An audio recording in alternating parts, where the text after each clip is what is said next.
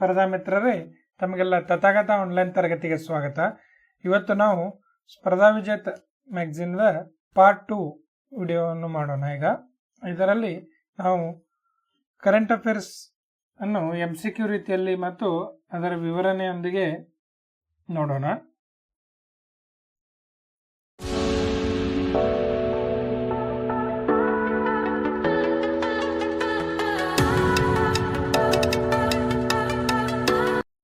ಈ ವಿಡಿಯೋ ಕನ್ನಡ ಮಾಧ್ಯಮದಲ್ಲಿದ್ದು ನಿಮಗೇನಾದರೂ ಇಂಗ್ಲಿಷ್ ಮಾಧ್ಯಮದಲ್ಲಿ ಈ ವಿಡಿಯೋ ಬೇಕಾಗಿದ್ದರೆ ಡಿಸ್ಕ್ರಿಪ್ಷನ್ ಬಾಕ್ಸಲ್ಲಿ ಕೊಡಲಾದ ಲಿಂಕನ್ನು ಕ್ಲಿಕ್ ಮಾಡಿ ನೀವು ಇಂಗ್ಲೀಷಲ್ಲಿ ಇದೇ ಸೇಮ್ ವಿಡಿಯೋನ ನೋಡಬಹುದು. ವಿಡಿಯೋನ ಸ್ಟಾರ್ಟ್ ಮಾಡೋಣ. ಮೊದಲನೇ ಪ್ರಶ್ನೆ ಗಮನಿಸಿ ಸ್ನೇಹಿತರೆ. ಇಲ್ಲಿ ಮೊದಲನೇ ಪ್ರಶ್ನೆ ABPMJAY ಸೇಹತ್ ಯೋಜನೆ, ABPMJAY ಸೇಹತ್ ಯೋಜನೆಯ ಅಡಿಯಲ್ಲಿ 100% 100% ಕುಟುಂಬಗಳನ್ನು ಒಳಗೊಂಡಿರುವ ಭಾರತದ 1ನೇ ಜಿಲ್ಲೆಯಾಗಿದೆ. ಯಾವುದು? ಜಮ್ಮು ಕಾಶ್ಮೀರದ ಸಾಂಬಾ ಜಿಲ್ಲೆ. ಆಪ್ಷನ್ ಬಿ ಸರಿಯಾದ ಉತ್ತರ. ABPMJAY ಅಂದರೆ ಏನು ಸ್ನೇಹಿತರೆ?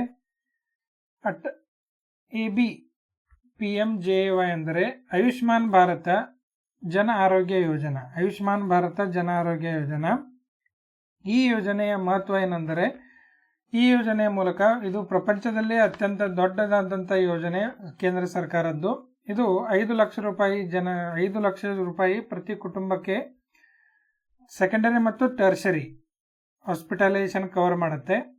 ಗೌರ್ಮೆಂಟ್ ಎಂಪ್ಯಾನಲ್ಡ್ ಹಾಸ್ಪಿಟಲ್ ಅಥವಾ ಗೌರ್ಮೆಂಟ್ ಹಾಸ್ಪಿಟಲಲ್ಲಿ ಇದು ಒಂದು ಹೆಲ್ತ್ ರಿಲೇಟೆಡ್ ಸ್ಕೀಮ್ ಇದು.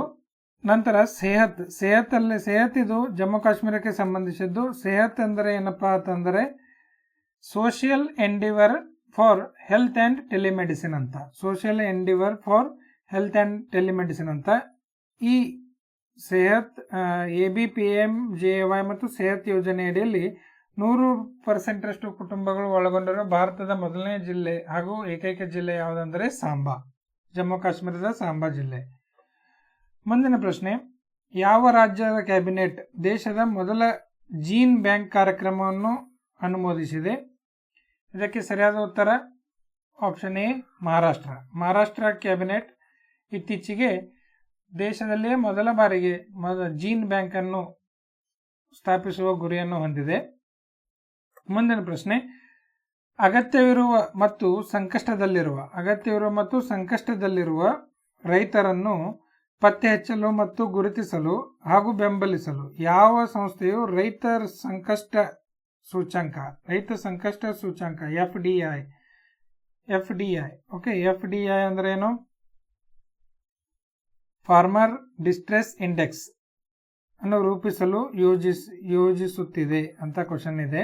ಇದಕ್ಕೆ ಸರಿಯಾದ ಉತ್ತರ ಸ್ನೇಹಿತರೆ option C NABARD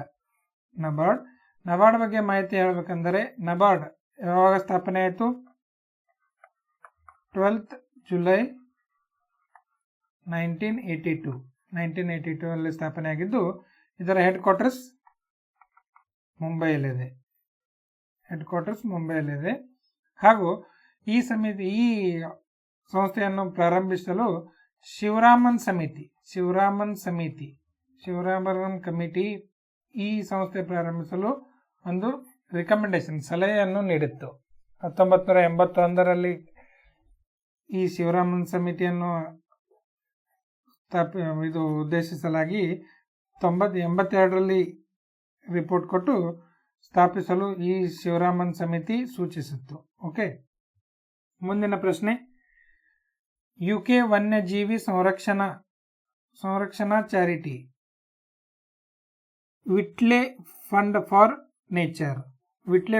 nature WFN ನಿಂದ ಡಾಕ್ಟರ್ ಚಾರುಲತಾ ಮಿಶ್ರಾ ಅವರಿಗೆ ಯಾವ ಪ್ರಾಣಿಯ ಸಂರಕ್ಷಣೆಗಾಗಿ ವಿಟ್ಲೆ ಗೋಲ್ಡ್ ಪ್ರಶಸ್ತಿ, ವೆರಿ ಇಂಪಾರ್ಟೆಂಟ್, ವಿಟ್ಲೆ ಗೋಲ್ಡ್ ಪ್ರಶಸ್ತಿಯನ್ನು ನೀಡಲಾಗಿದೆ ಅಂತ ಕ್ವಶನ್ ಕೇಳಿದರೆ, ಯಾವ ಪ್ರಶಸ್ತಿ ಸ್ನೇಹಿತರೆ?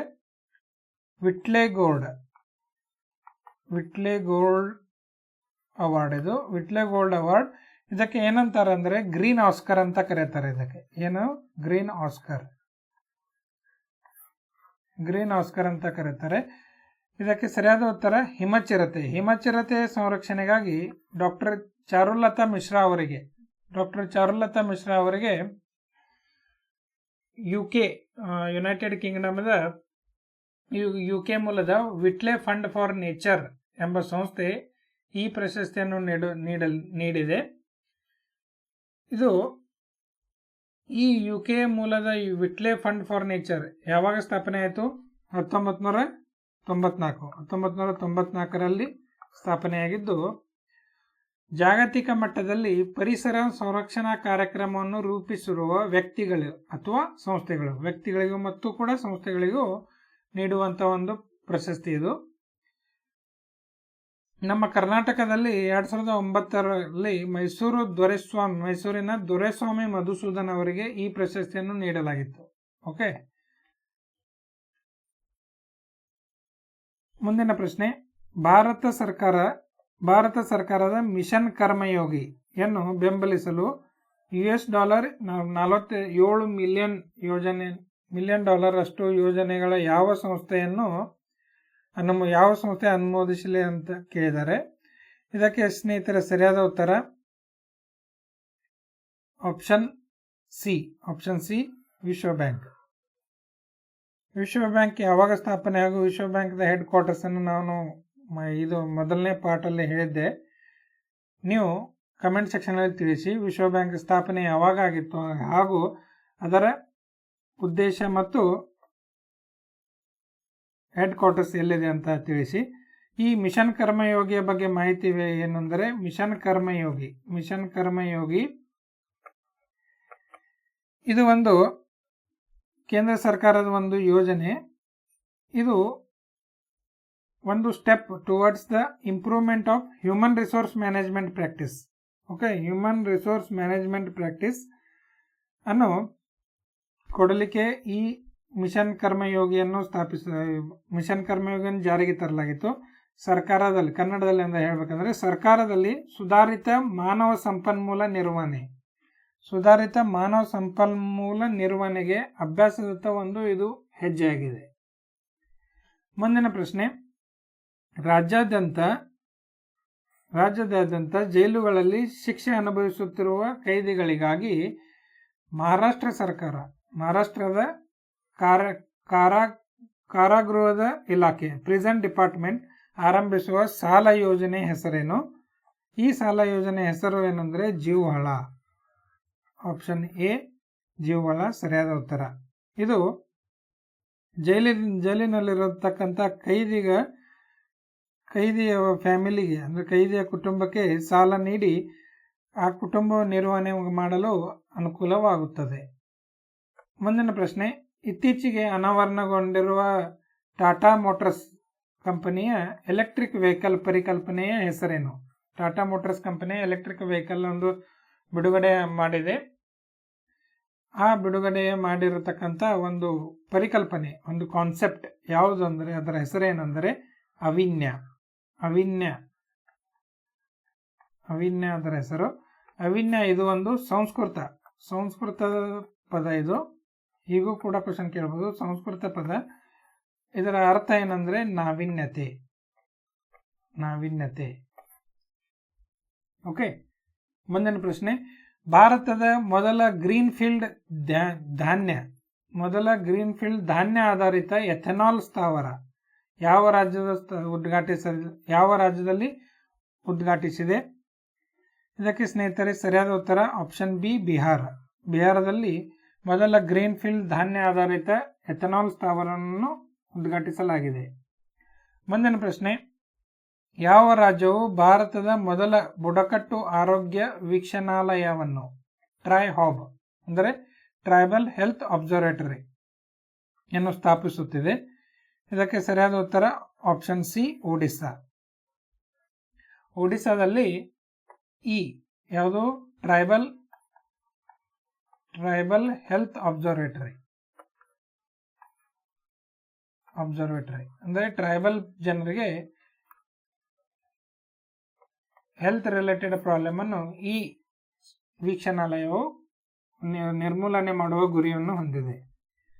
ಮುಂದಿನ ಪ್ರಶ್ನೆ, ಇತ್ತೀಚೆಗೆ ಸುದ್ದಿಯಲ್ಲಿರುವ ಕ್ವಾರ್ ಜಲವಿದ್ಯುತ್ ಯೋಜನೆ ಯಾವ ನದಿಯ ಮೇಲಿದೆ?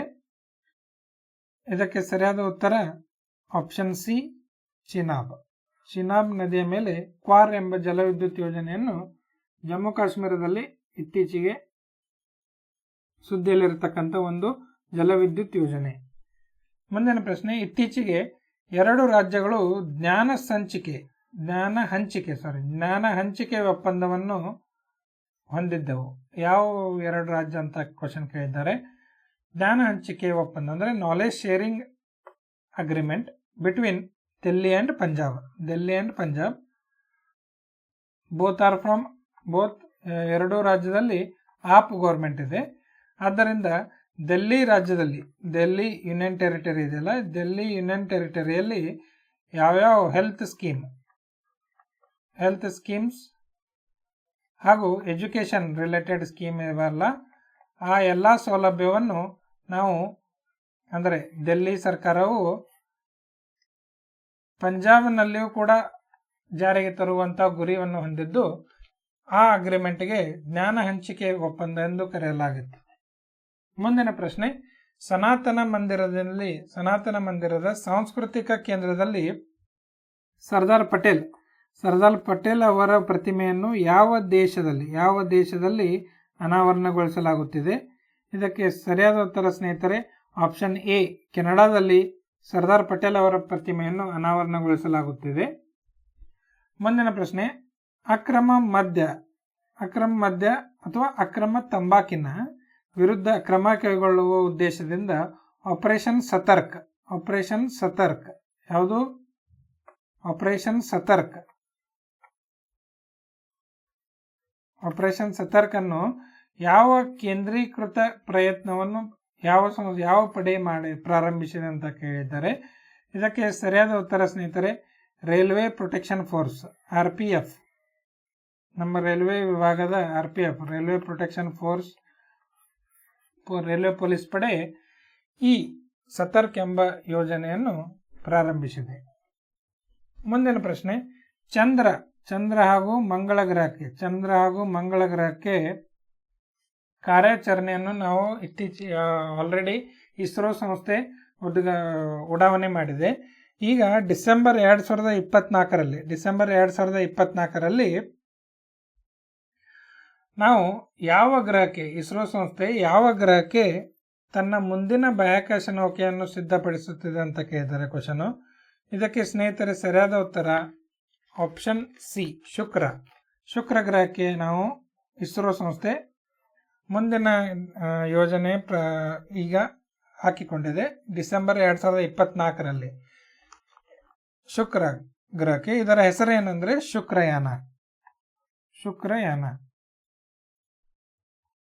ಶುಕ್ರಯಾನ ಅಂತ ಹೆಸರಿದೆ. ಓಕೆ, ಶುಕ್ರಯಾನ 1 ಈ ಯೋಜನೆ ಇಸ್ರೋ ಮೂಲಕ ಉಡಾವಣೆ ಮಾಡುವ ಗುರಿಯನ್ನು ಹೊಂದಿದೆ. ಡಿಸೆಂಬರ್ 2024. ಯಾಕೆ ಈ ಡಿಸೆಂಬರ್ 2024 ಅಂದರೆ ಭೂಮಿಗೆ ಸಮೀಪ ಬಂದಾಗ ಉಡಾವಣೆ ಮಾಡುವ ಗುರಿ ಹೊಂದಿದೆ. ಅಂದರೆ 2024 ಡಿಸೆಂಬರ್ನಲ್ಲಿ ಶುಕ್ರ ಗ್ರಹವು ಭೂಮಿಯ ಸಮೀಪದ ಕಕ್ಷೆಗೆ ಬರುತ್ತದೆ. ಆಗ ಈ ನೌಕೆಯನ್ನು ಶುಕ್ರ ಗ್ರಹ ಕಕ್ಷೆಗೆ ಕಳುಹಿಸಲು ನಮಗೆ ಕಡಿಮೆ ಶಕ್ತಿ ಬೇಕಾಗಿರೋ ಕಾರಣದಿಂದ 2024ರಲ್ಲಿ ಡಿಸೆಂಬರ್ 2024ರಂದು ಉಡಾಯಿಸುವ ಗುರಿಯನ್ನು ಹೊಂದಿದೆ. ಈ 2024 ಬಿಟ್ಟರೆ ಮುಂದಿನ ಅಂದರೆ ಶುಕ್ರ ಗ್ರಹ ಸಮೀಪ ಬರುವಂಥ ಟೈಮ್ ಯಾವಾಗಂದರೆ ಮುಂದೆ 2031ರಲ್ಲಿ ಬರುತ್ತದೆ. ಆದ ಕಾರಣದಿಂದ 2024 ಡಿಸೆಂಬರ್ನಲ್ಲೇ ಈ ಯೋಜನೆ ಕೈಗೊಳ್ಳುವ ಉದ್ದೇಶ ಹೊಂದಿದೆ. ಪ್ರಸ್ತುತವಾಗಿ ಆಲ್ರೆಡಿ ಅಂದರೆ ಈಗ ಸದ್ಯ ಇರುವಂಥ ಶುಕ್ರ ಗ್ರಹದಲ್ಲಿ ಕಾರ್ಯನಿರ್ವಹಿಸತಕ್ಕಂಥ ನೌಕೆಗಳು ಯಾವ್ಯಾವ ಅಂದರೆ ನೀವು ಮ್ಯಾಚ್ ದ ಫಾಲೋಯಿಂಗ್ ಕೂಡ ಕೇಳಬಹುದು ಕ್ವಶನು.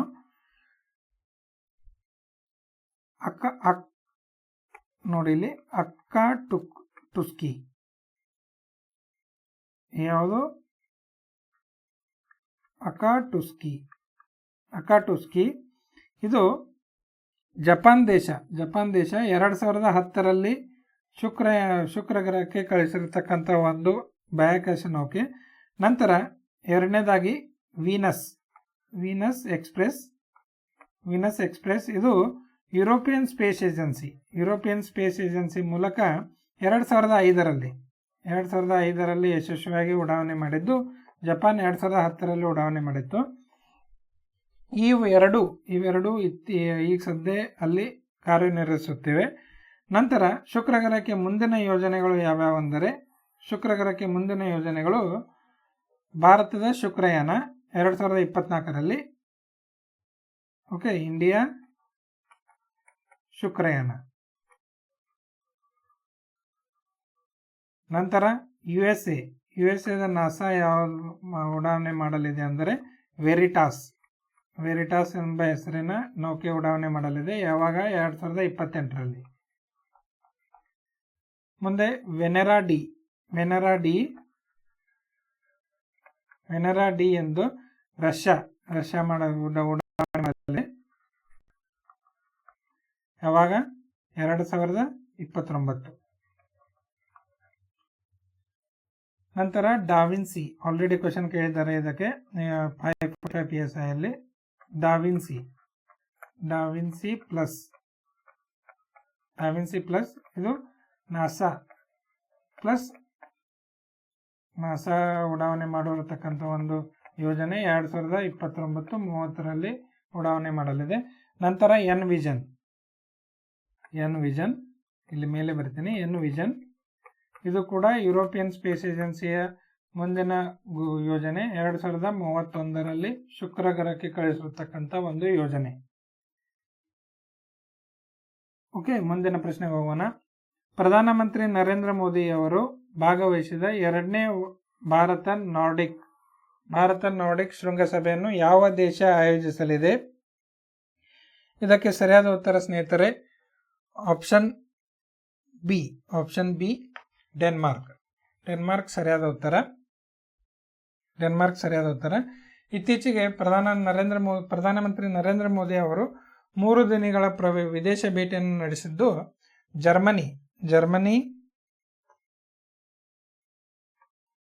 ಜರ್ಮನಿ, ಡೆನ್ಮಾರ್ಕ್ ಹಾಗೂ ಫ್ರಾನ್ಸ್ ದೇಶಗಳಿಗೆ ಭೇಟಿ ನೀಡಿದ್ದು.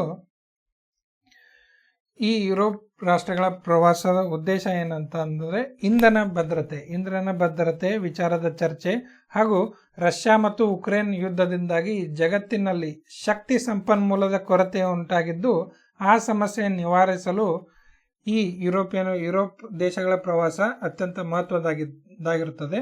ನಂತರ ಕೋವಿಡ್-19 ಈಗಾಗಲೇ ವಿಶ್ವದಾದ್ಯಂತ ತನ್ನ ಎಫೆಕ್ಟ್ ಎಕನಾಮಿಯ ಮೇಲೆ ತನ್ನ ಏನು ಎಫೆಕ್ಟ್ ಜಾರಿಗೆ ತಂದಿದೆ ಅಂತ ನಿಮಗೆಲ್ಲ ಗೊತ್ತಿದೆ. ಕೋವಿಡ್-19 ನಂತರದ ಆರ್ಥಿಕ ಪುನಶ್ಚೇತನ, ಹವಾಮಾನ ಬದಲಾವಣೆ ಹಾಗೂ ಅನ್ವೇಷಣೆ ಮತ್ತು ತಂತ್ರಜ್ಞಾನ ಮತ್ತು ಜಾಗತಿಕ ಭದ್ರತೆ ಮುಂತಾದ ವಿಷಯಗಳ ಬಗ್ಗೆ ಚರ್ಚೆ ನಡೆಸಲು ಈ ಪ್ರವಾಸ ಅತ್ಯಂತ ಇಂಪಾರ್ಟೆಂಟ್ ಆಗುತ್ತೆ. ಓಕೆ, ಈ ಜರ್ಮನಿ ಹೋದಾಗ ಜರ್ಮನಿಯಲ್ಲಿ ನರೇಂದ್ರ ಮೋದಿ ಅವರು Indo German green hydrogen task force ಅಂತ ಮಾಡಿದರು. Indo German green hydrogen task force ಅನ್ನು ಉಭಯ ದೇಶಗಳು ಸ್ಥಾಪಿಸುವುದಾಗಿ ಒಪ್ಪಂದ ಮಾಡಿಕೊಂಡಿವೆ. ನಂತರ ಎರಡನೇ ಪ್ರವಾಸದಲ್ಲಿ ಡೆನ್ಮಾರ್ಕ್ ಅಲ್ಲಿ ಭಾರತ ಮತ್ತು ನಾರ್ಡಿಕ್ ಶೃಂಗಸಭೆಯಲ್ಲಿ ಭಾಗವಹಿಸಿದ್ದರು. ಇದು ಎಲ್ಲಿ ನಡೆಯುತ್ತಂದರೆ ಡೆನ್ಮಾರ್ಕ್ ಕೋಪನ್ಹ್ಯಾಗನ್ ನಲ್ಲಿ ನಡೆದಿತ್ತು. ಈ ದ್ವಿಪಕ್ಷೀಯ ಮಾತುಕತೆಯಲ್ಲಿ ಭಾರತವು ಮರುಬಳಕೆ ಇಂಧನ ಬಗ್ಗೆ ಒಪ್ಪಂದ ಮಾಡಿಕೊಂಡಿದೆ. Reusable fuel, green strategic partnership, ಹಸಿರು ರಾಜತಾಂತ್ರಿಕ ಪಾಲುದಾರಿಕೆ ಡೆನ್ಮಾರ್ಕ್ ನೊಂದಿಗೆ ಮಾಡಿಕೊಂಡಿದೆ. ಓಕೆ, ಹಸಿರು ರಾಜತಾಂತ್ರಿಕ ಪಾರ್ಟ್ನರ್ಶಿಪ್ ಅನ್ನು ಡೆನ್ಮಾರ್ಕ್ ನೊಂದಿಗೆ ಮಾಡಿಕೊಂಡಿದೆ. ನಂತರ ನರೇಂದ್ರ ಮೋದಿ ಅವರು 4 ರಾಷ್ಟ್ರಗಳ ಮುಖ್ಯಸ್ಥರಿಗೆ ನೀಡಿದ ಕೊಡುಗೆಗಳು ಯಾವೆಂದರೆ ಫಿನ್ಲ್ಯಾಂಡ್ಗೆ ರಾಜಸ್ಥಾನದ ಹಿತ್ತಾಳೆ ಮರದ ಕೊಟ್ಟಿದ್ದಾರೆ, ಅಂದರೆ ಬ್ರಾಸ್ ಟ್ರೀ ಆಫ್ ಲೈಫ್ ಕೊಟ್ಟಿದ್ದಾರೆ. ನಂತರ ನಾರ್ವೆ ದೇಶಕ್ಕೆ ರಾಜಸ್ಥಾನದ ಕುಫ್ತಗಿರಿ ಕಲಾಕೃತಿಯ ಡಾಲ್ ಅನ್ನು ನೀಡಿದ್ದಾರೆ. ನಂತರ ಡೆನ್ಮಾರ್ಕ್ಗೆ ಕಚ್ ಮೂಲಕ ಕಸೂತಿ ಕಲೆಯುಳ್ಳ ಕಲಾಕೃತಿಯನ್ನು ನೀಡಿದ್ದಾರೆ.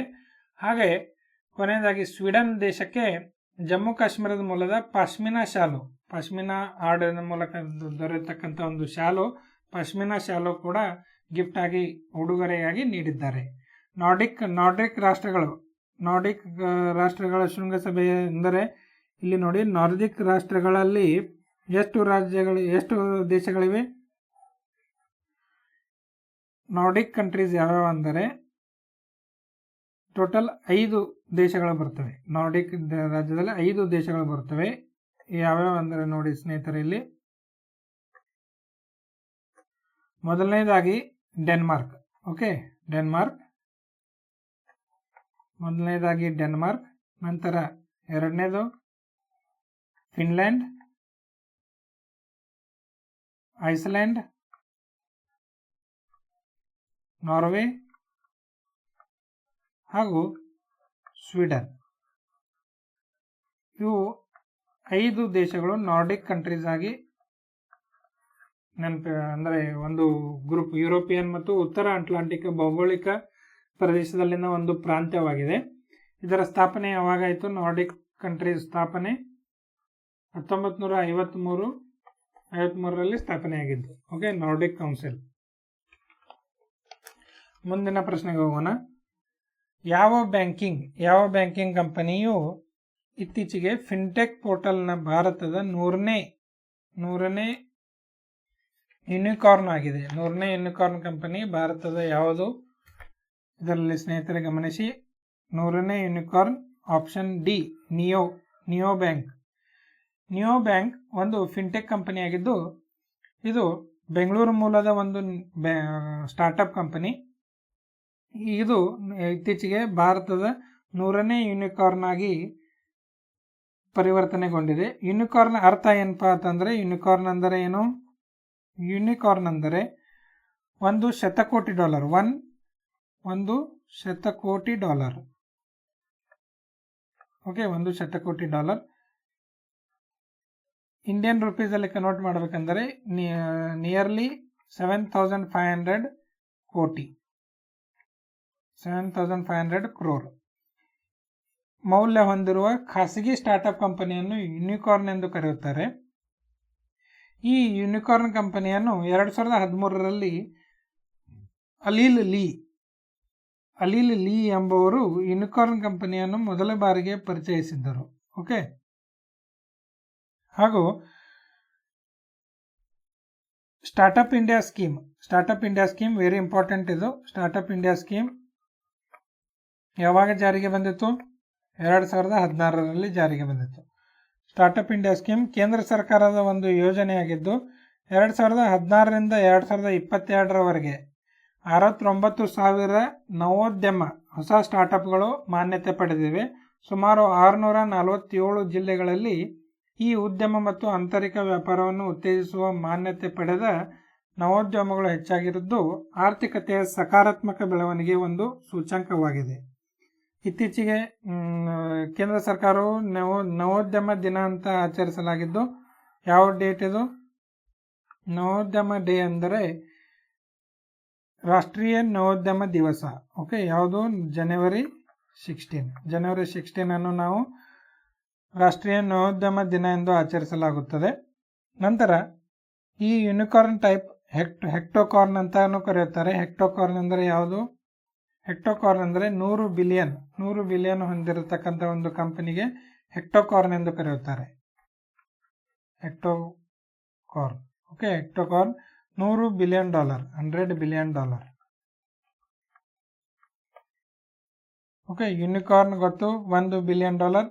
ಹಾಗೂ ಮಿನಿಕಾರ್ನ್ ಅಂದರೆ $1 ಮಿಲಿಯನ್. ಯಾವುದು? ಮಿನಿಕಾರ್ನ್ $1 ಮಿಲಿಯನ್. ಯೂನಿಕಾರ್ನ್ $1 ಬಿಲಿಯನ್ ಈಗಾಗಲೇ ಇದೆ. ಡೆಕಾಕಾರ್ನ್ ಅಂದರೆ $10 ಬಿಲಿಯನ್. $10 ಬಿಲಿಯನ್. ತದನಂತರ ಹೆಕ್ಟೋಕಾರ್ನ್ $100 ಬಿಲಿಯನ್. ಮುಂದಿನ ಪ್ರಶ್ನೆ, ಇತ್ತೀಚೆಗೆ ಸುದ್ದಿಯಲ್ಲಿರತಕ್ಕಂಥ ನ್ಯಾಟ್ ಪೋಲಾರ್ ಎಕ್ಸ್ 8ಗೆ ಸಂಬಂಧಿಸಿದಂತೆ ಈ ಕೆಳಗಿನ ಯಾವುದು ಸರಿಯಾಗಿದೆ? ಓಕೆ, ಈ ಕೆಳಗಿನ ಯಾವುದು ಸರಿಯಾಗಿದೆ? ಇದಕ್ಕೆ ಸ್ನೇಹಿತರೆ ನ್ಯಾಟ್ ಪೋಲಾರ್ ಎಕ್ಸ್ 8 ಇದು ಯಾವುದಕ್ಕೆ ಸಂಬಂಧಿಸಿದೆ ಅಂದರೆ ಮಾಲಿನ್ಯದ ವಿರುದ್ಧ ಭಾರತೀಯ ಕೋಸ್ಟ್ ಗಾರ್ಡ್ ನಡೆಸಿರ್ತಕ್ಕಂಥ ಒಂದು ವ್ಯಾಯಾಮ, ಎಕ್ಸರ್ಸೈಸ್ ಇದು ನ್ಯಾಟ್ ಪೋಲಾರ್ ಎಕ್ಸ್. ಇದು ಫುಲ್ ಫಾರ್ಮ್ ಏನಂದರೆ ನ್ಯಾಷನಲ್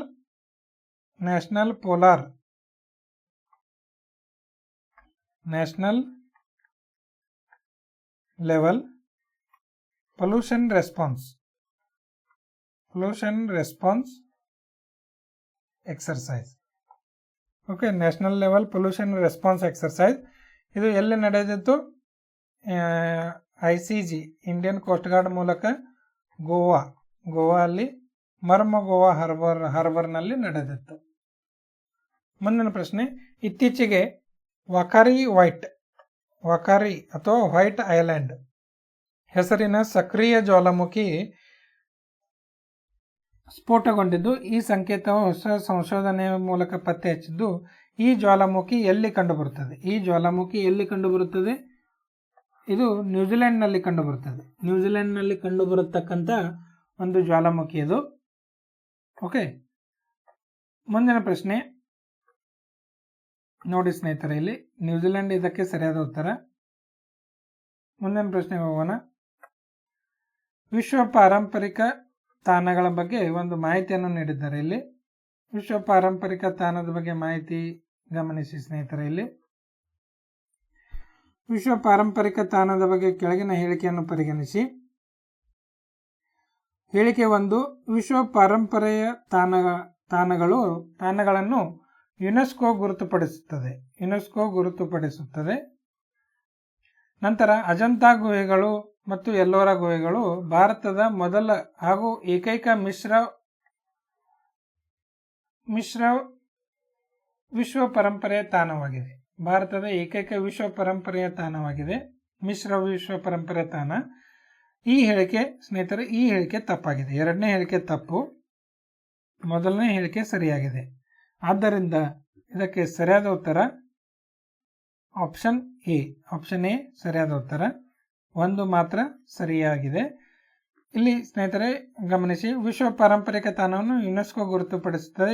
ಯಾವಾಗಿಂದ ಅಂದರೆ ವಿಶ್ವ ಪಾರಂಪರಿಕ ಸ್ಥಾನವನ್ನು 1972ರಿಂದ ನಾವು ಈ ಯುನೆಸ್ಕೋ ಜಾರಿಗೆ ತರಲಾಗಿದೆ. ನಂತರ ಎರಡನೇ ಹೇಳಿಕೆಯಲ್ಲಿ ಏನು ತಪ್ಪಾಗಿದೆ ಅಂದರೆ ಈ ಅಜಂತಾ ಗುಹೆಗಳು, ಇದು ತಪ್ಪಾಗಿದೆ. ಯಾಕೆಂದರೆ ಯಾವುದು ಮಿಶ್ರ ಪರಂಪರೆಯ ತಾಣ ಯಾವುದು ಭಾರತದಲ್ಲಿ ಅಂದರೆ ಕಾಂಚನಜುಂಡ. ಓಕೆ, ಕಾಂಚನಜುಂಡ ನ್ಯಾಷನಲ್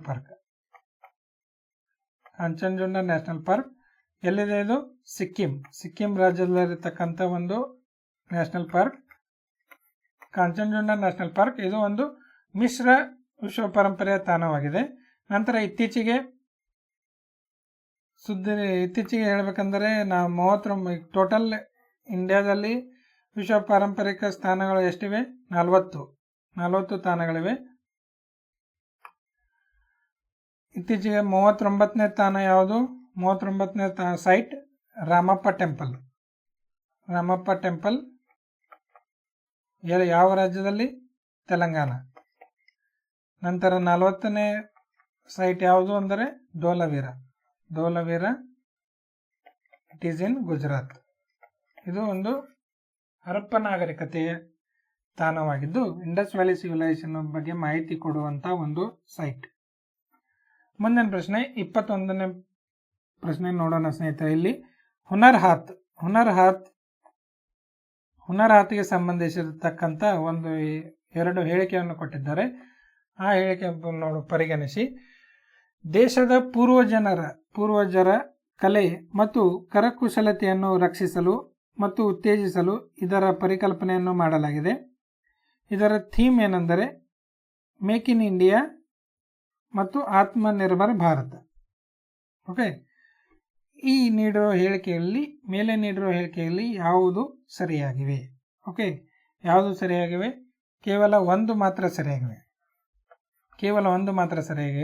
ಏಕೆಂದರೆ ಗಮನಿಸಿ, ಇದರ ಥೀಮ್ ಏನಂದರೆ vocal for local and best from waste. Vocal for local and best from waste 2022ರ 40ನೇ ಎಡಿಷನ್ ಮುಂಬೈಯಲ್ಲಿ ಜರುಗಿದ್ದು ಇತ್ತೀಚೆಗೆ ಹುನರ್ ಹಾತ್ ಯಾವ ಮಿನಿಸ್ಟ್ರಿ ಅಂಡರ್ ಬರ್ತದೆ? Hunar Haat ministry of minority affairs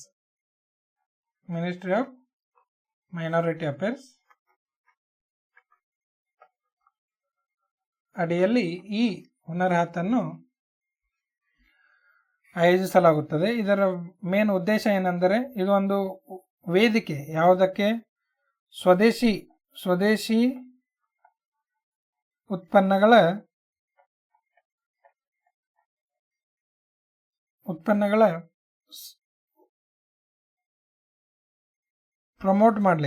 ಪ್ರಮೋಷನ್ಗೆ ಇದು ಒಂದು ವೇದಿಕೆಯಾಗಿದ್ದು, ವಿದೇಶಿ ಉತ್ಪನ್ನಗಳ ಸಹಕಾರಕ್ಕೆ ಉತ್ತೇಜನ ಕೊಡಲು ಒಂದು ಹುನರ್ ಹಾತ್ ಯೋಜನೆ ministry of minority affairs.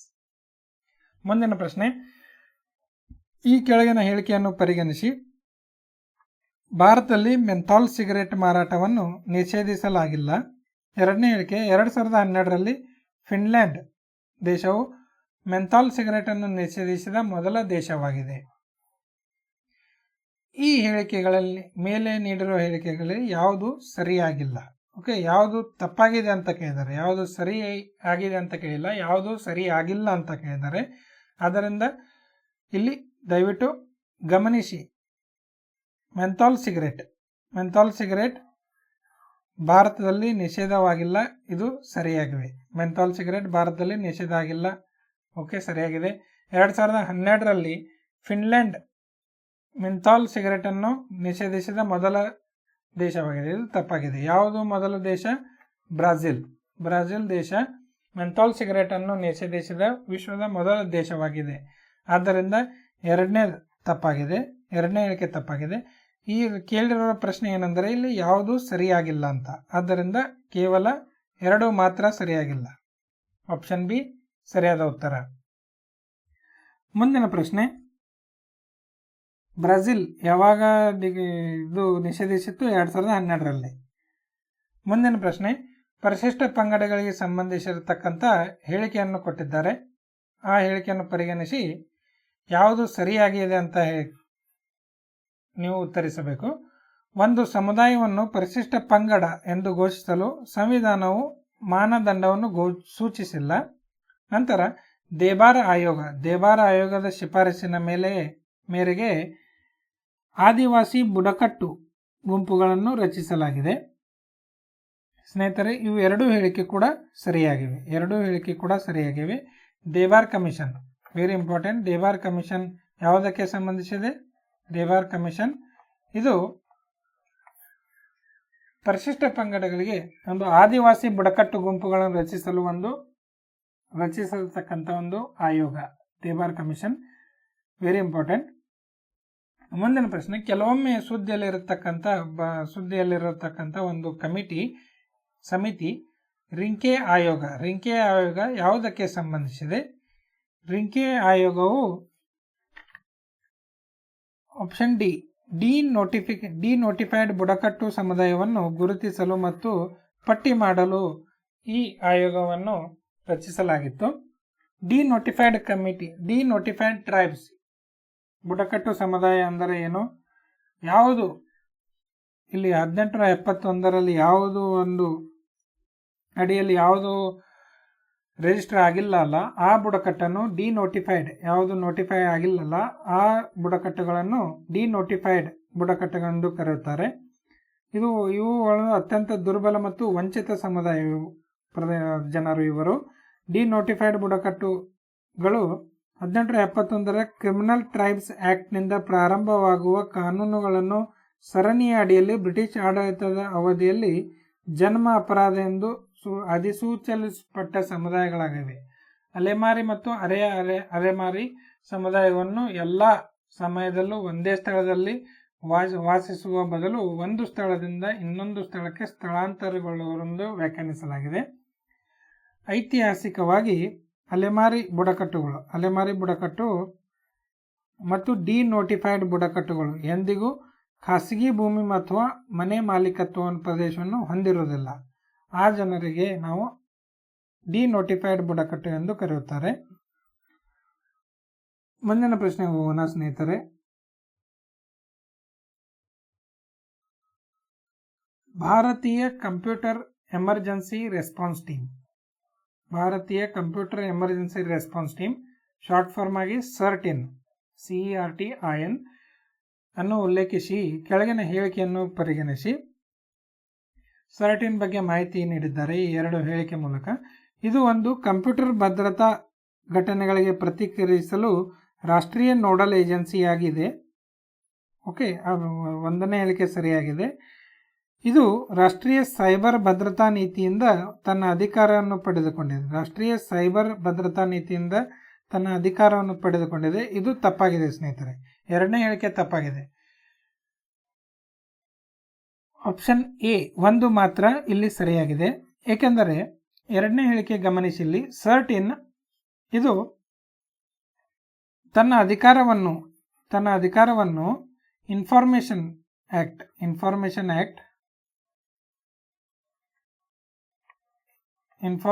Technology act, not only information technology act, short form ಆಗಿ ಏನಂತ ಕರೀತಾರೆ, IT ಆಕ್ಟ್ ಯಾವ ಸೆಕ್ಷನ್ ಅಂದರೆ ಸೆಕ್ಷನ್ 70B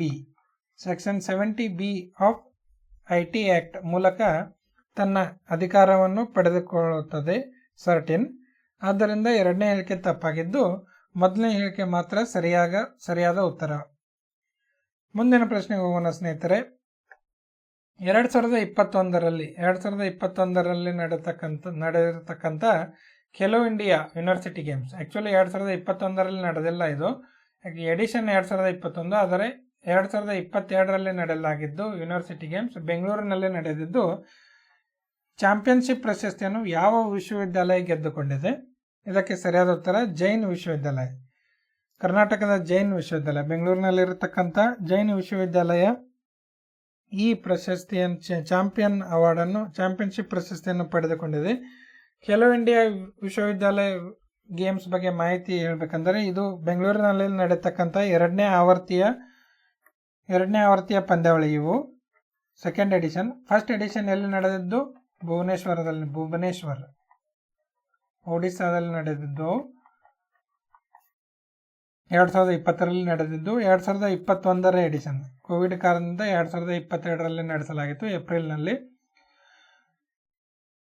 ಇದನ್ನು ನಾವು ಕರ್ನಾಟಕದಲ್ಲಿ ಬೆಂಗಳೂರಿನಲ್ಲಿ ನಡೆಸಿದ್ದು ಗ್ರೀನ್ ಗೇಮ್ಸ್ ಎಂದು ಕೂಡ ಕರೆಯಲಾಗುತ್ತದೆ. ಇದಕ್ಕೆ ಕರ್ನಾಟಕದ ರಾಜ್ಯ ಸರ್ಕಾರವು ಗ್ರೀನ್ ಗೇಮ್ಸ್, ಯಾಕೆಂದರೆ ಇದು ಪರಿಸರ ಸ್ನೇಹಿ ಕ್ರೀಡಾಕೂಟವನ್ನು ನಡೆಸಲಾಗಿದ್ದು ಪ್ರಧಾನಿ ನರೇಂದ್ರ ಮೋದಿ ಅವರು ಈ ಸಂದರ್ಭದಲ್ಲಿ ಕ್ರೀಡಾ ಸಂದೇಶವನ್ನು ಹಂಚಿಕೊಂಡಿದ್ದು ಬೆಂಗಳೂರಿನ ಶಕ್ತಿ ಹೆಚ್ಚಿಸಲಿದೆ. ಓಕೆ,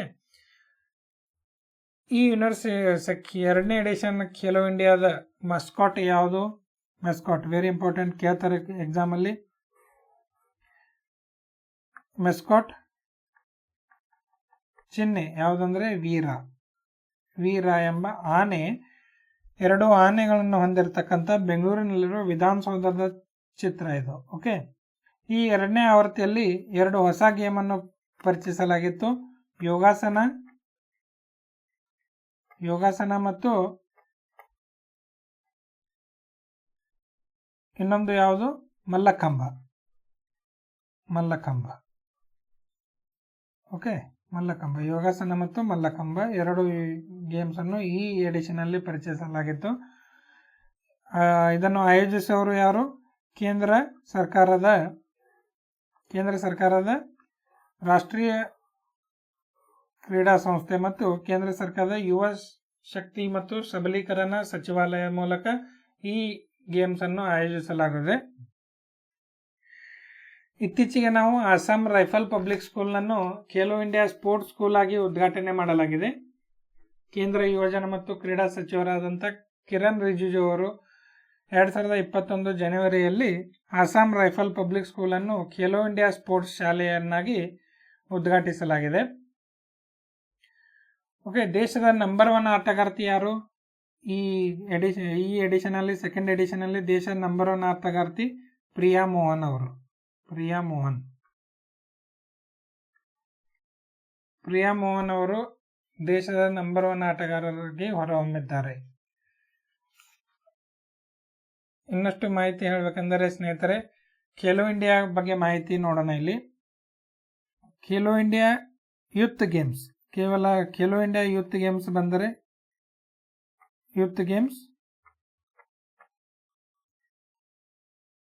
ಇವು ಮೊದಲನೇದಾಗಿ ನವದೆಹಲಿಯಲ್ಲಿ ನಡೆದಿತ್ತು, ನವದೆಹಲಿ. ನಂತರ 2ನೇ ಎಡಿಷನ್ ಪುಣೆಯಲ್ಲಿ ನಡೆದಿತ್ತು.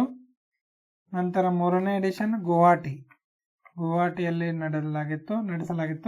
ನಂತರ 4ನೇ ಎಡಿಷನ್ ಹರಿಯಾಣದ ಪಂಚಕುಲಾದಲ್ಲಿ ನಡೆಯಲಿದೆ. 2021ರಲ್ಲಿ ನಡೆಯಬೇಕಿತ್ತು, ಕೋವಿಡ್ ಕಾರಣದಿಂದ 2022ರಲ್ಲಿ ಆಯೋಜಿಸಲಾಗಿದೆ. ನಂತರ ಮುಂದಿನ ಎಡಿಷನ್ 5ನೇ ಎಡಿಷನ್ ಮಧ್ಯಪ್ರದೇಶದಲ್ಲಿ ಆಯೋಜಿಸಲು ತೀರ್ಮಾನಿಸಲಿದೆ. ಹಾಗೂ 2023 6ನೇ ಎಡಿಷನ್ ಇನ್ನೂ ಫಿಕ್ಸ್ ಆಗಿಲ್ಲ, ಹಾಗೂ ಬೆಂಗಳೂರಿಗೆ ಸಿಗುವಂತ ಚಾನ್ಸಸ್ ತುಂಬಾ ಇದೆ. 6ನೇ ಎಡಿಷನ್ 2023ನೇ ಎಡಿಷನ್. ಓಕೆ, ಮುಂದಿನ ಪ್ರಶ್ನೆಗೆ ಹೋಗೋಣ. ಮರಳು ಮತ್ತು ಇತರ ಗಣಿಗಾರಿಕೆ ವಸ್ತುಗಳನ್ನು ಸಾಗಿಸುವ ವಾಹನಗಳನ್ನು ಪತ್ತೆ ಹಚ್ಚಲು ಯಾವ ರಾಜ್ಯವು ವೆಹಿಕಲ್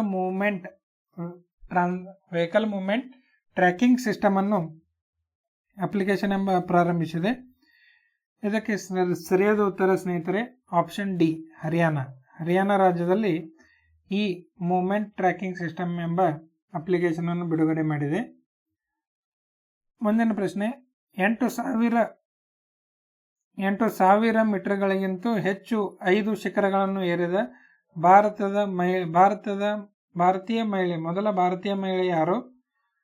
ಇದಕ್ಕೆ ಸರಿಯಾದ ಉತ್ತರ ಪ್ರಿಯಾಂಕಾ ಮೊಹಿತೆ ಅವರು ಬೇರೆ ಬೇರೆ ದೇಶದಲ್ಲಿರತಕ್ಕಂಥ 8,000ಕ್ಕೂ ಹೆಚ್ಚು ಶಿಖರ, 8,000ಕ್ಕೂ ಹೆಚ್ಚು ಎತ್ತರದಲ್ಲಿರತಕ್ಕಂಥ ಪರ್ವತಗಳನ್ನು ಇವರು ಏರಿ ಸಾಧನೆ ಮಾಡಿದ್ದಾರೆ. ಯಾವ್ಯಾವ ಇವು ಅಂದರೆ ಮೌಂಟ್ ಎವರೆಸ್ಟ್, ಮೌಂಟ್ ಕಿಲಿಮಂಜರೋ, ಆಫ್ರಿಕಾದಲ್ಲಿರತಕ್ಕಂಥ mount Kilimanjaro, mount Makalu, mount Lhotse, mount Annapurna ಹಾಗೂ ಕಾಂಚನಜುಂಗ. 5 ಪರ್ವತಗಳನ್ನು ಪ್ರಿಯಾಂಕಾ ಮೊಹಿತೆ ಅವರು ಶಿಖರನ್ನೇರಿದ ಭಾರತೀಯ ಮೊದಲನೇ ಮಹಿಳೆಯಾಗಿದ್ದಾರೆ. ನಂತರ ನಿಮಗೆ ಹೇಳಬೇಕಂದ್ರೆ ಸ್ನೇಹಿತರೆ, ದೇಶದ 7 ಸಪ್ತ ಪರ್ವತಗಳನ್ನು ಹತ್ತಿದ ದಾಖಲೆ ಯಾರದು? ವಿಶ್ವದಲ್ಲಿ ರಿಚರ್ಡ್ ಬಾಷ್. ಓಕೆ, ಯಾವ 2 ವೆರಿ ಇಂಪಾರ್ಟೆಂಟ್, ಯಾವ 7 ನೋಡೋಣ. ಇಲ್ಲಿ 7 ಮೌಂಟೇನ್ಸ್, 7 ಪರ್ವತ, 7 ಖಂಡಗಳಿರತಕ್ಕಂಥ ಒಂದು 7 ಪರ್ವತಗಳು. ಇವು ಸಪ್ತ ಪರ್ವತ ಎಂದು ಕರೆಯುತ್ತಾರೆ. ಏಷ್ಯಾದಲ್ಲಿ ಮೌಂಟ್ ಎವರೆಸ್ಟ್. ನಂತರ ಆಫ್ರಿಕಾದಲ್ಲಿ ಮೌಂಟ್ ಕಿಲಿಮಂಜರೋ.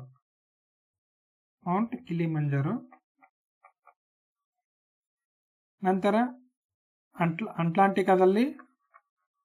ಅಟ್ಲಾಂಟಿಕಾದಲ್ಲಿ ಮೌಂಟ್ ವಿನ್ಸನ್ ಅಂತ. ನಂತರ ಸೌತ್ ಅಮೆರಿಕಾ ಮೌಂಟ್ ಅಕನ್ಕಾಗುವಾ.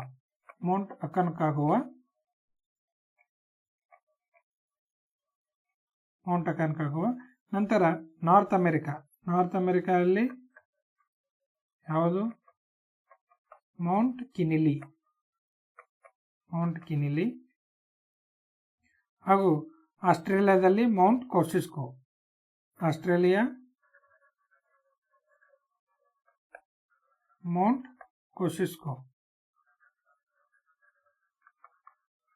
ಓಕೆ, ಇವು ಸಪ್ತ ಪರ್ವತಗಳು.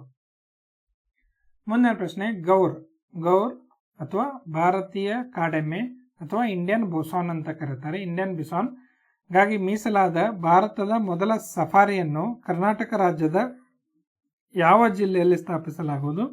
ಇದಕ್ಕೆ ಸರಿಯಾದ ಉತ್ತರ ಸ್ನೇಹಿತರೆ ಶಿವಮೊಗ್ಗ. ಶಿವಮೊಗ್ಗದಲ್ಲಿ ನಾವು ಇಂಡಿಯನ್ ಬಿಸಾನ್ಗಾಗಿ ಮೀಸಲಾಗಿರತಕ್ಕಂಥ ಒಂದು ಭಾರತದಲ್ಲಿ ಮೊದಲ ಸಫಾರಿಯನ್ನು ಕರ್ನಾಟಕದ ಶಿವಮೊಗ್ಗ ಜಿಲ್ಲೆಯಲ್ಲಿ ಸ್ಥಾಪಿಸುವ ಗುರಿಯನ್ನು ಹೊಂದಿದೆ. ಈ ಇಂಡಿಯನ್ ಬಿಸಾನ್ ವಲ್ನರೇಬಲ್ ಸೆಕ್ಷನ್ ಅಲ್ಲಿ ಬರುತ್ತೆ.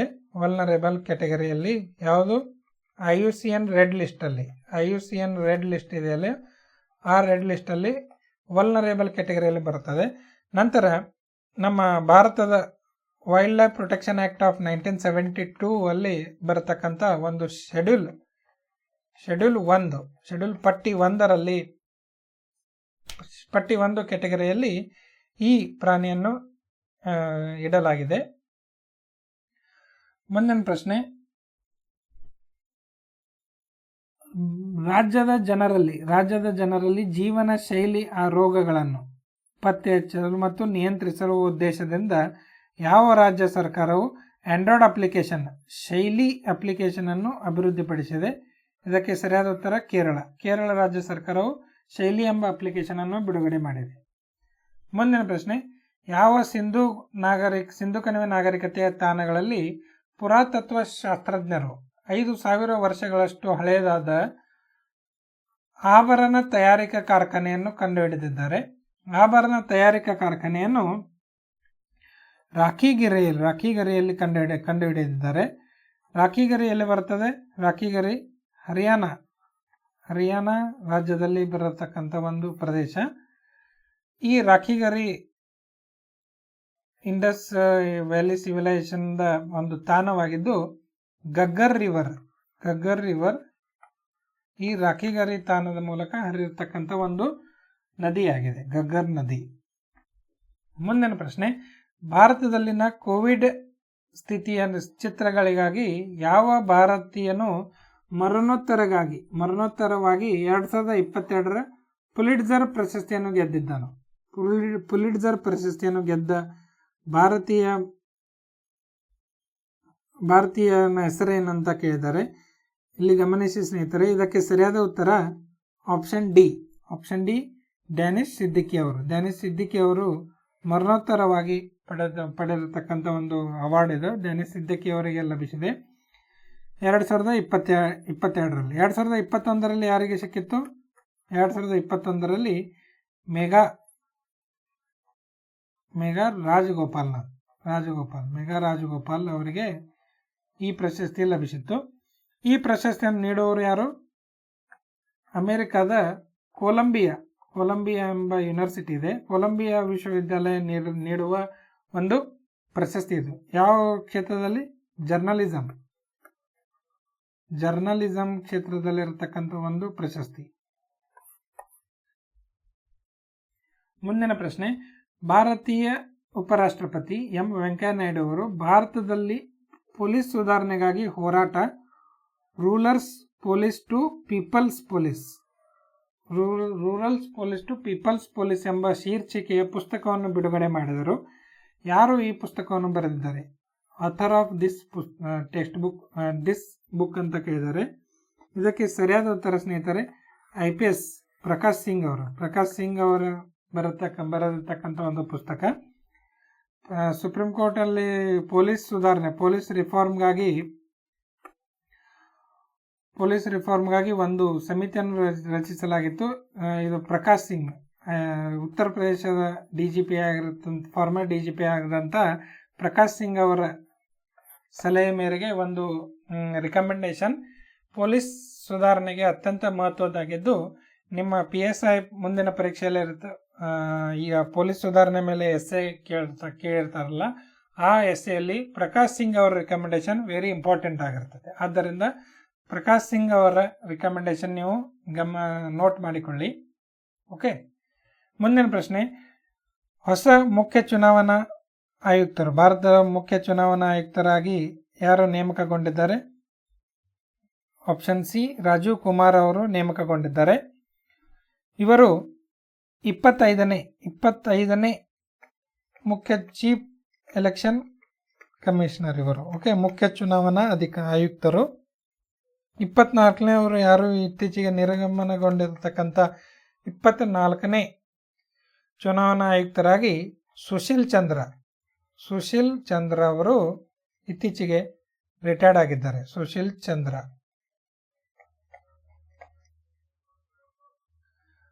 ಮುಂದಿನ ಪ್ರಶ್ನೆ, ರಾಷ್ಟ್ರೀಯ ತೋಟಗಾರಿಕಾ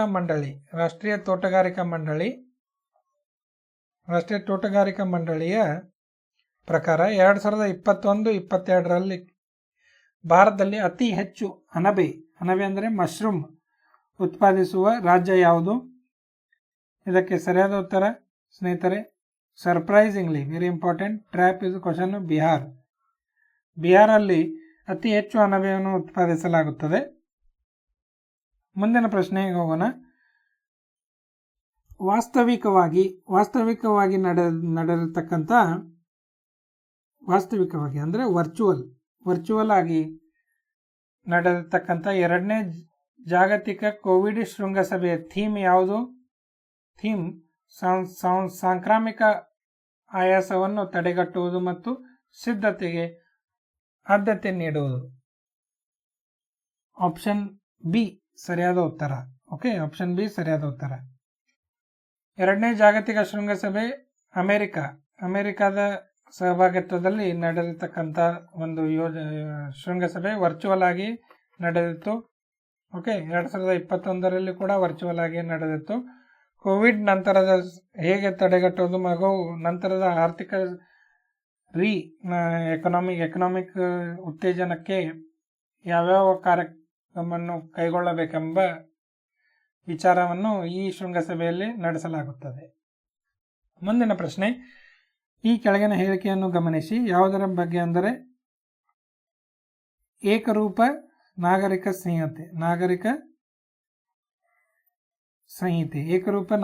ಸಂಹಿತೆ ಎಂದರೆ ಸಮಾಜದ ಎಲ್ಲ ವಿಭಾಗಗಳು ಅಥವಾ ಧರ್ಮವನ್ನು ಲೆಕ್ಕಿಸದೆ ರಾಷ್ಟ್ರೀಯ ನಾಗರಿಕ ಸಂಹಿತೆಯ ಪ್ರಕಾರ ಸಮಾನವಾಗಿ ಪರಿಗಣಿಸಬೇಕು. ಅದು ಎಲ್ಲರಿಗೂ ಏಕರೂಪವಾಗಿ ಅನ್ವಯಿಸುತ್ತದೆ. ಈ ಹೇಳಿಕೆ ಸರಿಯಾಗಿದೆ. ನಂತರ ಸಂವಿಧಾನ 44ನೇ ವಿಧಿಯು ಭಾರತದ ಭೂಪ್ರದೇಶದಾದ್ಯಂತ ನಾಗರಿಕರಿಗೆ ಏಕರೂಪ ನಾಗರಿಕ ಸಂಹಿತೆಯನ್ನು ಪಡೆಯಲು ರಾಜ್ಯವು ಪ್ರಯತ್ನಿಸುತ್ತದೆ ಎಂದು ಹೇಳುತ್ತದೆ. ಇದು ಕೂಡ ಸರಿಯಾಗಿದೆ. ಆದ್ದರಿಂದ ಆಪ್ಷನ್ ಸಿ 1 ಮತ್ತು 2 ಕೂಡ ಸರಿಯಾಗಿವೆ. ಯಾಕೆ ಅಂದರೆ ಇಲ್ಲಿ ಕೇಳಿರೋದು ಯಾವ ಹೇಳಿಕೆಯು ಸರಿಯಾಗಿದೆ ಅಂತ. ಆದ್ದರಿಂದ 1 ಮತ್ತು 2 ಹೇಳಿಕೆ ಕೂಡ ಸರಿಯಾಗಿವೆ. ಇಲ್ಲಿ ಗಮನಿಸಿ ಸ್ನೇಹಿತರೆ, ಭಾರತದಲ್ಲಿ ಕೇವಲ ಗೋವಾ ರಾಜ್ಯ ಮಾತ್ರ ಏಕರೂಪ ಸಂಹಿತೆಯನ್ನು ಅಳವಡಿಸಿದೆ. ಯಾವಾಗಿನೆಂದರೆ 1867ನಿಂದ ಕೂಡ ಈ ಏಕರೂಪ ಸಂಹಿತೆ ಗೋವಾ ರಾಜ್ಯದಲ್ಲಿ ಚಾಲನೆಯಲ್ಲಿದೆ. ಮುಂದಿನ ಪ್ರಶ್ನೆ ಸ್ನೇಹಿತರೆ ಗಮನಿಸಿ. ಇಲ್ಲಿ ಮತ್ತೆ ಕೆಳಗಿನ ಹೇಳಿಕೆಯನ್ನು ಪರಿಗಣಿಸಿ. ವಿಶ್ವ ಪುಸ್ತಕ ದಿನವನ್ನು ಯುನೆಸ್ಕೋ ಏಪ್ರಿಲ್ 23, 1955ರಂದು ವಿಶ್ವದಾದ್ಯಂತ ಪುಸ್ತಕಗಳನ್ನು ಮತ್ತು ಓದುವಿಕೆಯ ಆಚರಣೆಗಾಗಿ ಆಚರಿಸಿತು ಮತ್ತು ಓದುವ ಆನಂದವನ್ನು ಕಂಡುಹಿಡಿಯಲು ಯುವ ಜನರನ್ನು ಉತ್ತೇಜಿಸುತ್ತದೆ. 2ನೇ ಹೇಳಿಕೆ, ವಿಶ್ವ ಪುಸ್ತಕ ಮತ್ತು ಹಕ್ಕುಸ್ವಾಮ್ಯ ದಿನ 2022ರ ಥೀಮ್ ಏನೆಂದರೆ ಓದಿ, ಅದರಿಂದ ನೀವು ಎಂದಿಗೂ ಕಡಿಮೆ ಭಾವನೆಯನ್ನು ಅನುಭವಿಸುವುದಿಲ್ಲ ಎಂಬ ಥೀಮನ್ನು 2022ರಲ್ಲಿ ಹೊಂದಿದೆ ಎಂದು ಈ ಹೇಳಿಕೆ ಹೇಳುತ್ತದೆ. 3ನೇ ಹೇಳಿಕೆ ಗಮನಿಸಿ. ಇಲ್ಲಿ 2022ರಲ್ಲಿ ವಿಶ್ವ ಪುಸ್ತಕ ರಾಜಧಾನಿ ಮೆಕ್ಸಿಕನ್ ದೇಶ ಗ್ವಾಡಲ್ಜರಾವನ್ನು ಆಯ್ಕೆ ಮಾಡಲಾಗಿದೆ. ಓಕೆ, ಈ 3 ಹೇಳಿಕೆ ಕೂಡ ಸರಿಯಾಗಿದೆ ಸ್ನೇಹಿತರೆ. 3 ಹೇಳಿಕೆ ಸರಿಯಾಗಿವೆ. ವಿಶ್ವ ಪುಸ್ತಕ ದಿನ ಬಗ್ಗೆ ಮಾಹಿತಿ ಇಲ್ಲಿ ಕೊಡಲಾಗಿದೆ. ಆದ್ದರಿಂದ 3 ಹೇಳಿಕೆ ಕೂಡ ಸರಿಯಾದ ಉತ್ತರವಾಗಿದೆ. ಆಪ್ಷನ್ ಡಿ ಸರಿಯಾದ ಉತ್ತರ. ಮುಂದಿನ ಪ್ರಶ್ನೆ, ಗೋಧಿಗೆ ಸೆಣಬು ಈ ಕೆಳಗಿನ ಯಾವ ದೇಶಗಳ ನಡುವಿನ ಐತಿಹಾಸಿಕ ವಿನಿಮಯ ಒಪ್ಪಂದವಾಗಿದೆ? ಗೋಧಿಗೆ ಸೆಣಬು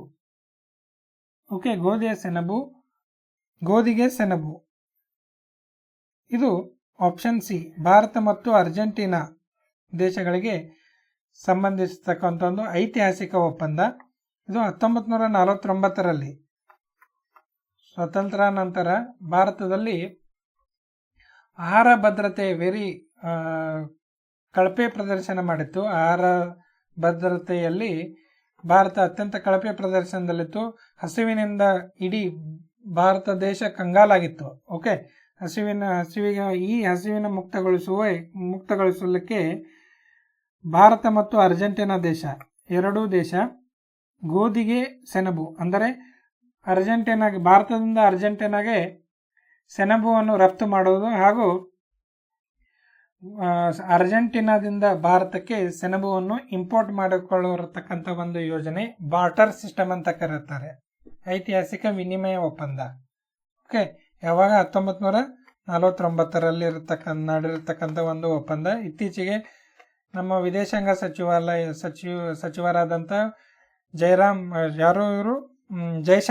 Jaishankar IFS officer, former IFS officer Jaishankar ಅವರು ಅರ್ಜೆಂಟೀನಾಗೆ ಭೇಟಿ ನೀಡಿದಾಗ ಈ 1949ರಲ್ಲಿ ಯಾವ ವಿದೇಶಾಂಗ ಸಚಿವರು ಇದ್ದಾರಲ್ಲ ಅರ್ಜೆಂಟೀನಾದಲ್ಲಿ, ಅವರ ಮೊಮ್ಮಗ ಭಾರತ ವಿದೇಶಾಂಗ ಸಚಿವರೊಂದಿಗೆ ಒಪ್ಪಂದ ಮಾಡಿಕೊಂಡಿದ್ದು ಈ ಗೋಧಿಗೆ ಸೆಣಬು ಎಂಬ ಯೋಜನೆಯನ್ನು ಮತ್ತೆ ನಾವು ಮರುಕಳಿಸುವುದು ಎಂದು ಈ ಒಪ್ಪಂದದ ಮೂಲಕ ಅರ್ಜೆಂಟೀನಾ ಮತ್ತು ಭಾರತ ಸರಿಯಾದ ಉತ್ತರ. ಓಕೆ, ಮುಂದಿನ ಪ್ರಶ್ನೆ. ಯಾರು ಡಿಫೆನ್ಸ್ ಅಕ್ವಿಸಿಷನ್ ಕೌನ್ಸಿಲ್ನ ಮುಖ್ಯಸ್ಥರಾಗಿರುತ್ತಾರೆ? ಭಾರತದ ರಕ್ಷಣಾ ಮಂತ್ರಿ ಅವರು ಈ ಡಿಫೆನ್ಸ್ ಅಕ್ವಿಸಿಷನ್ ಕೌನ್ಸಿಲ್ನ ಮುಖ್ಯಸ್ಥರಾಗಿರುತ್ತಾರೆ. ಓಕೆ, ಮುಂದಿನ ಪ್ರಶ್ನೆ. ARCT 154 ಈ ಪದವನ್ನು ಯಾವ ಸಂದರ್ಭದಲ್ಲಿ ಮಾತನಾಡಲಾಗಿದೆ? ಇದಕ್ಕೆ ಸರಿಯಾದ ಉತ್ತರ ಸ್ನೇಹಿತರೆ ಗಮನಿಸಿಲ್ಲಿ. COVID-19 ಸೋಂಕಿನ ವಿರುದ್ಧ ಲಸಿಕೆ ಅಭಿವೃದ್ಧಿಪಡಿಸಲು ಬಗ್ಗೆ ಇದು ಒಂದು ARCT 154 ಎಂಬ ಪದವನ್ನು ಬಳಸಲಾಗಿದೆ. ಏನೆಂದರೆ ಇದು USA ಅಮೆರಿಕ mRNA ಮೂಲಕ ಒಂದು ಕೋವಿಡ್ ಲಸಿಕೆಯನ್ನು ಅಭಿವೃದ್ಧಿಪಡಿಸುವ ಗುರಿಯನ್ನು ಹೊಂದಿದ್ದು ARCT 154 ಮೆಸೆಂಜರ್ RNA ಅದರ ಹೆಸರು. ಓಕೆ, ಮೆಸೆಂಜರ್ RNA ಹೆಸರು ARCT 154. ಮುಂದಿನ ಪ್ರಶ್ನೆ ಹಾಗೂ ಕೊನೆಯ ಪ್ರಶ್ನೆ ಸ್ನೇಹಿತರೆ, ಮೇ ತಿಂಗಳ ಮ್ಯಾಗಜಿನ್ ಕೊನೆಯ ಪ್ರಶ್ನೆ ಇದು. ಈ ಕೆಳಗಿನ ಹೇಳಿಕೆಯು ಸೋಷಿಯಲ್ ಕಾಸ್ಟ್ ಆಫ್ ಕಾರ್ಬನ್ ಯಾವ ಹೇಳಿಕೆ ಎಂಬ ಪದವನ್ನು ಉತ್ತಮವಾಗಿ ವಿವರಿಸಲಾಗುತ್ತದೆ? ಶಾರ್ಟ್ ಆಗಿ ಏನಂದರೆ ಸೋಷಿಯಲ್ ಕಾಸ್ಟ್ ಆಫ್ ಕಾರ್ಬನ್, ಇದರ ಅರ್ಥ ಏನಂತ ಕೇಳಿದ್ದಾರೆ ಇಲ್ಲಿ. ಇದರ ಅರ್ಥ ಏನೆಂದರೆ ಸ್ನೇಹಿತರೆ, ಇಲ್ಲಿ ಒಂದು ನಿರ್ದಿಷ್ಟ ವರ್ಷದಲ್ಲಿ 1 ಟನ್ CO2 ಹೊರಸೂಸುವಿಕೆಯಿಂದ ಮಾಡಿದ ದೀರ್ಘಕಾಲೀನ ಹಾನಿ. ಇದೊಂದು ಆರ್ಥಿಕವಾಗಿ ಮಾನಿಟರಿ ವೈಸ್ ಯಾವ ಹಾನಿ ಆಗತ್ತಲ್ಲ 1 ಟನ್ CO2 ಹೊರಸೂಸುವಿಕೆಯಿಂದ, ಆ ಹಾನಿಯನ್ನು ಸೋಷಿಯಲ್ ಕಾಸ್ಟ್ ಆಫ್ ಕಾರ್ಬನ್ ಅಂತ ಕರೆಯುತ್ತಾರೆ. ಓಕೆ, ಇದು ಎನ್ವಿರಾನ್ಮೆಂಟ್ ರಿಲೇಟೆಡ್ ಒಂದು ಕ್ವಶನ್, ವೆರಿ ಇಂಪಾರ್ಟೆಂಟ್ ಆಗುತ್ತೆ. ಇಂಥ ಟರ್ಮ್ ಇತ್ತೀಚೆಗೆ ಎಲ್ಲ ಎಕ್ಸಾಮಲ್ಲಿ ಕೇಳ್ತಾ ಇದ್ದಾರೆ. ಈಗ ಇದು ಕೊನೆ ಪ್ರಶ್ನೆಯಾಗಿದ್ದು ಇಲ್ಲಿ ಪಾರ್ಟ್ 2 ಮುಗಿದಿದೆ ಹಾಗೂ ಮೇ ತಿಂಗಳ ಸ್ಪರ್ಧಾ ವಿಜೇತ ಡಿಸ್ಕಷನ್ ಕೂಡ ಇಲ್ಲಿಗೆ ಅಂತ್ಯವಾಗಿದ್ದು, ನಿಮಗೇನಾದರೂ ಈ ವಿಡಿಯೋ ಇಷ್ಟವಾಗಿದ್ದರೆ ನಿಮ್ಮ ಗೆಳೆಯರೊಂದಿಗೆ ಹಂಚಿಕೊಳ್ಳಿ ಹಾಗೂ ನಮ್ಮ ಚಾನೆಲ್ಗೆ ಸಬ್ಸ್ಕ್ರೈಬ್ ಆಗಿ, ಈ ವಿಡಿಯೋನ ಲೈಕ್ ಮಾಡಿ, ಶೇರ್ ಮಾಡಿ ಹಾಗೂ ನಿಮ್ಮ ಫ್ರೆಂಡ್ಸ್ನೊಂದಿಗೆ ಶೇರ್ ಮಾಡಿದ ನಂತರ ಸಬ್ಸ್ಕ್ರೈಬ್ ಮಾಡಿ ನಮ್ಮ ಚಾನೆಲ್ಗೆ. ಹಾಗೂ ನಾವು ಮತ್ತೆ ಈ ವಿಡಿಯೋ ತರಲಿಕ್ಕೆ ನೀವು ಉತ್ತೇಜನಗೊಳಿಸಬೇಕು ನಮಗೆ. Okay, thank you very much.